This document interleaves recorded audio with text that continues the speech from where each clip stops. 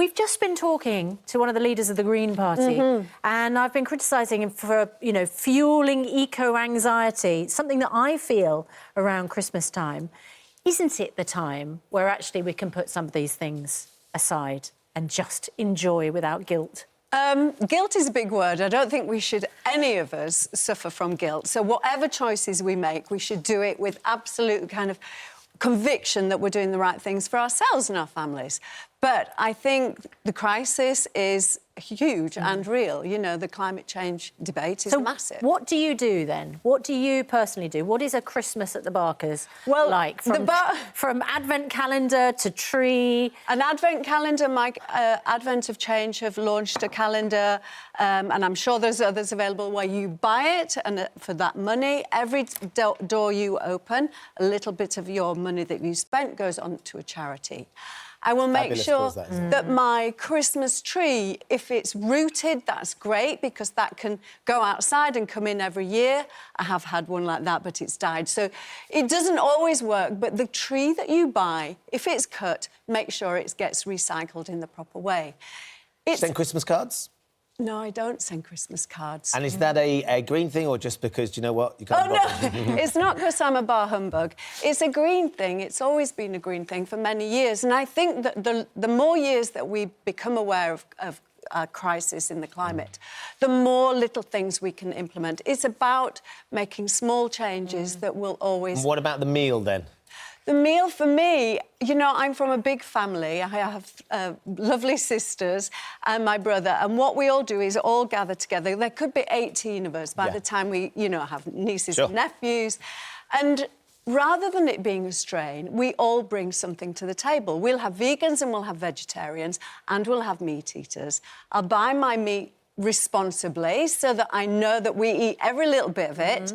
I'll crush the bones down and make soup the next day, whatever it is, or I'll freeze them and use them in January. Claire, does this make you feel Christmassy? It makes me feel tired. There's a hell of a lot of effort, but I appreciate it. I admire you for it, but for me, Christmas Day, I just want that one day where I don't feel guilty. I really do. Tell us about your tree, for instance. Oh, my tree, I will buy a fresh one every year, and then I do cut it down. I do admit that. I do make that effort. I cut it down and I put it in the recycling bin, so... you know, probably in about March, but I do it. Yeah, no, as long as it gets chipped up and it gets put onto the compost heap, it's all good. What about cards? Because we know that there's one headmaster who's told students in his class, please don't send each other Christmas cards.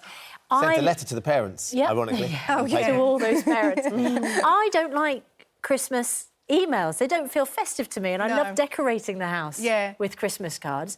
But is it something that you've changed your view on? No, I think with Christmas cards, it's such a personal thing, and I think it's lovely, and I understand what you're saying, but I also think we're breaking away from certain traditions. You know what I mean? We're so worried about offending, we're so worried about, I don't know, feeling guilty about literally everything, and I just think...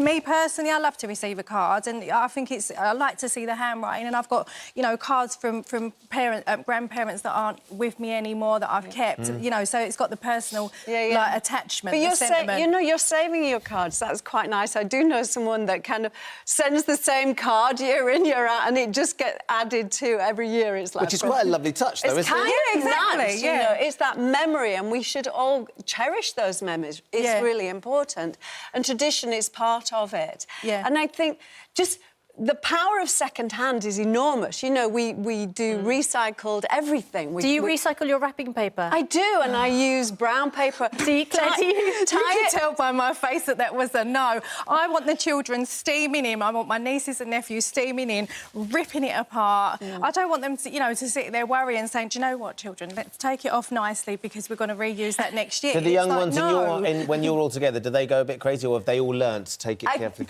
No, they haven't. I mean, I haven't got really young ones around. I think that's very different, and you want them excited and to see their beautiful faces.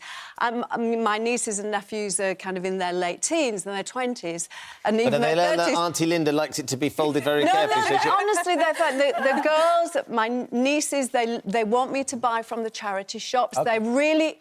I think that age they're embracing that. They're super conscious about their environment that they're living in and the waste that we have. It's too much waste at Christmas. Claire, are you going to change Any of your plans? Having No, listened I'm to Linda? not. I actually No? rang my sister yesterday and I said to her, I was coming on here and I said, look, you know, what do you think? What if I said to you, you need to worry about the carbon footprint of the turkey? I can't repeat what she said, but she did say something about giblets hitting my head. It's full-blown. Yeah.